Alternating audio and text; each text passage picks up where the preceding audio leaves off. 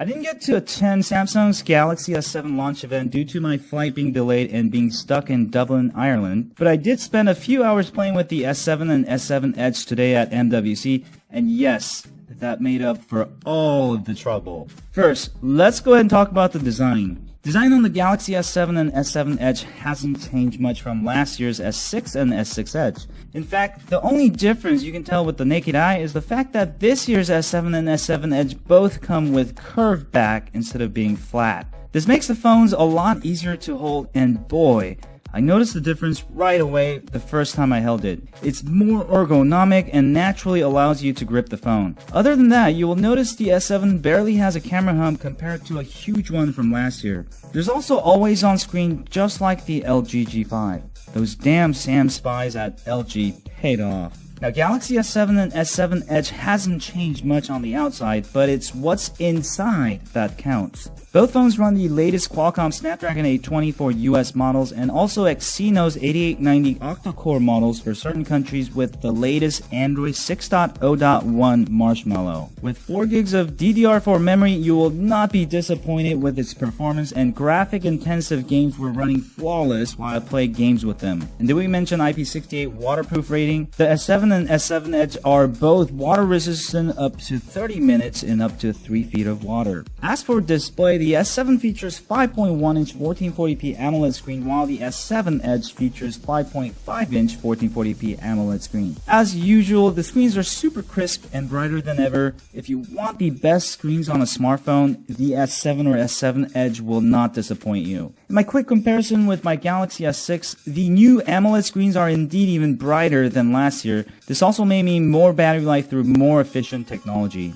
Probably the biggest addition is a micro SD card slot. It's pretty awesome that they brought it back just in time, as with Android 6.0 Marshmallow, you can convert your micro SD card storage into internal storage. This means that you don't have to buy the one with larger storage. Just insert your spare micro SD cards and convert your S7 or S7 Edge up to a 232GB phone. Now, Samsung says that the new Marshmallow storage conversion isn't supported yet, but I'm crossing my fingers it is soon. The S7 features a 3000 mAh battery, while the S7 Edge features a much bigger 3600 mAh battery. The batteries are much larger than last year, and this will end up in longer battery life coupled with more efficient AMOLED screens. My biggest complaint with the S6 was the battery life, and I think Samsung may have just solved it, as 3000 mAh battery is a huge battery for the phone of this size. For the S7 Edge, you'll have a ton more edge screen features, and you'll have the option to change the transparency and the size of the screen. You can add up to 9 different panels, and there's a ton more different panels this year. I really feel like Samsung has done a much better job with the Edge screen, as it's more flexible with more features. You can't go wrong with that. Camera on the S7 and S7 Edge feature the fastest lens on the market today with an f1.7 aperture and 1.4 micron sensor size. This combination means better photos in low light and more bokeh for your photos. Samsung also demoed low light performance comparison to the S6 in a completely dark room, and definitely it has improved a ton. The S7 and S7 Edge also feature motion photos that allow you to take 3-second videos automatically whenever you take a photo. This actually works well for taking quick videos while you take a photo. There's also a new hyperlapse mode, which allows you to take hyperlapse videos and work well also. OIS also seems to have improved for panning shots. For video recording, you will get an option for 4K UHD, 1440p, 1080p 16 frames per second, 30 frames per second, 1x1 1440 by 1440 resolution, 720p HD, and VGA. For gaming, the phones come with a game launcher, which allows the user to disable notifications while gaming,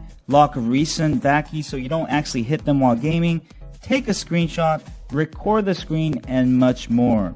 The phones also support Vulkan API, which gives you 4 times faster gaming and low power consumption for games that support the API. In layman's terms, you will be able to enjoy the full 1440p resolution gaming while saving battery life. The game I tried was super high resolution. I could almost see every pixel while playing the game.